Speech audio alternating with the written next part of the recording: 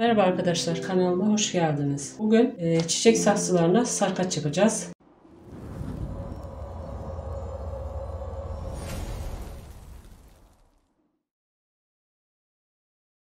Bu saksımızı kullanacağım yaparken. Jütip kullanacağım. Biraz boncuk, mezure, kağıt bant, makas, küçük bir yuvarlak halka. Başlayalım.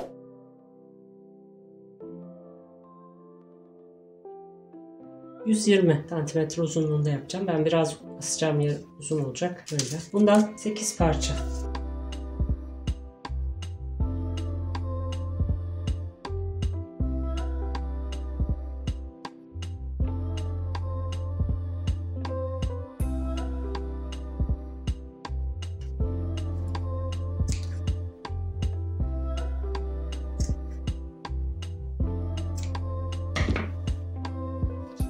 Evet, 8 parça. 1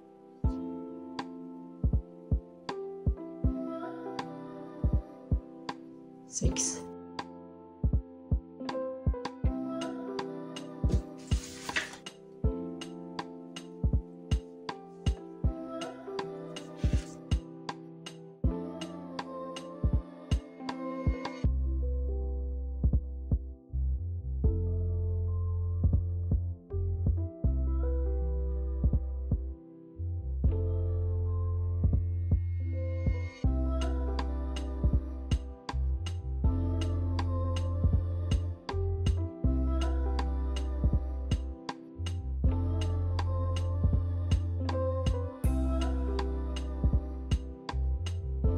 Evet, bu şekilde düğümler atıyoruz.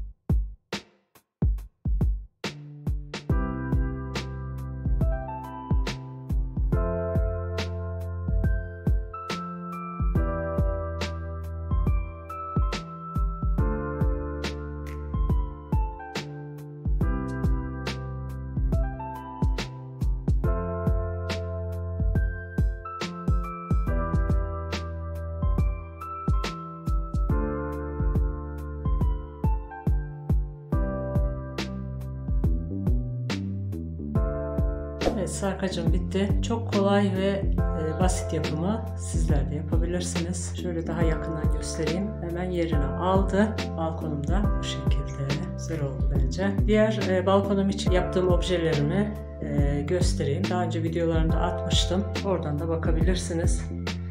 Fenerlerim, duvar süsü, yine jütipten yaptığım avizem ve deniz kabuklarıyla yapmış olduğum sarkaç. Bunların yapımını merak ederseniz linkini açıklamalar bölümüne atacağım. Oradan izleyebilirsiniz. Videomu beğendiyseniz beğenme butonuna basmayı, halen abone olmadıysanız abone olmayı unutmayın lütfen. Hoşça kalın. Görüşmek üzere.